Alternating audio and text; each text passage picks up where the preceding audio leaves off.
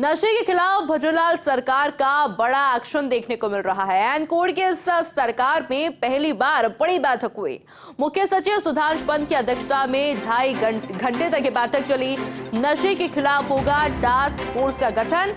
17 मार्च को एनसीबी स्थापना दिवस पर शपथ दिलाई जाएगी। 10 लाख छात्रों को नशा न करने की शपथ दिलाई जाएगी। NCB zonal director Ghanshyam Soni ने कहा है कि नशे से दूर रहने का संकल्प दिलाया जाएगा। अफीम गांजे की अवैध खेती के खिलाफ भी अभियान चलाया जाएगा।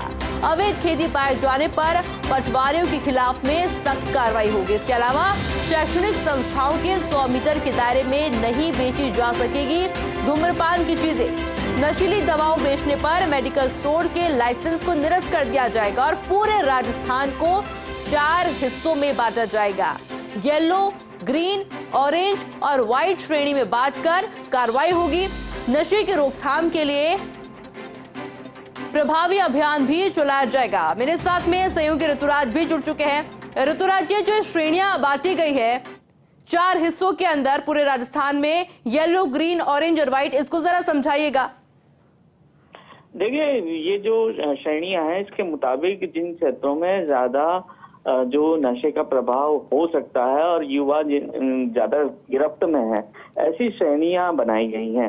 तो इसमें जो ज्यादा प्रभाव वाले इलाके हैं वो माने गए हैं गंगानगर, हनुमानगढ़ और जो सीमावर्ती जिले हैं वहां पर प्रभावी अंकुश लगाने के निर्देश दिए हैं। साथ ही साथ ये कह दिया गया है जो संबंधित क्षेत्रों के जो अधिकारी हैं उनको, पटवारियों को ये कह दिया गया है कि जो खेती जो हो रही है अफीम की, उस पर निगाह रखें कि गैर लाइसेंस शुदा अगर खेती हो रही है तो उस पर प्रभावी कार्रवाई करें। और अगर इस तरह की अवैध खेती, अवैध मादक पदार्थों की बिक्री देखी गई क्षेत्र में तो सीधी कार्रवाई पटवारियों के खिलाफ होगी। और उस सीधी कार्रवाई का अर्थ ये भी है कि उनका सस्पेंशन भी संभव है, निलंबन भी संभव है। इसके साथ साथ जो अन्य अहम फैसले जो हुए हैं वो ये हुए हैं कि जो मेडिकल स्टोर पर अगर इस तरह की अवैध मादक पदार्थों की बिक्री करते हुए या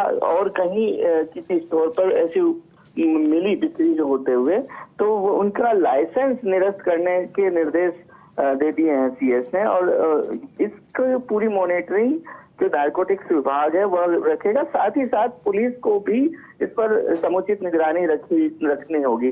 साथ ही साथ युवाओं में जागरूकता बढ़ाने के निर्देश दिए हैं।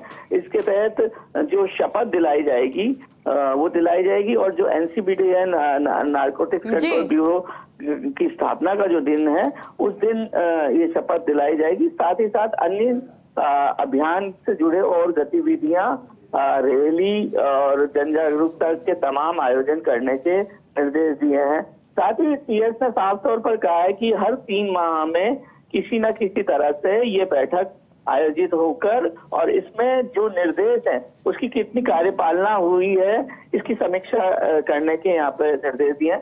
वहीं जो तमाम एजेंसी और विभाग हैं, जैसे सामाजिक न्याय इसमें क्या भूमिका अदा कर सकता है, वहीं चिकित्सा विभाग क्या भूमिका अदा कर सकता है, और पुलिस और नारकोटिक्स और ईडी इसमें क्या भूमिका अदा कर सकता है, इन तमाम को उनको कार्य योजना बनाने के लिए और उस कार्य योजना बनाकर संयुक्त रूप से किस तरह कार्रवाई की जा सकती है उसको लेकर निर्देश दिए गए। वहीं जो सीमावर्ती जिले हैं, जो खासतौर पर गंगानगर, वहां पर जो हेरोइन आती है, जो अवैध हथियारों के साथ साथ हेरोइन और आदि की तस्करी बड़े पैमाने पर की जाती है, तो उसकी बिल्कुल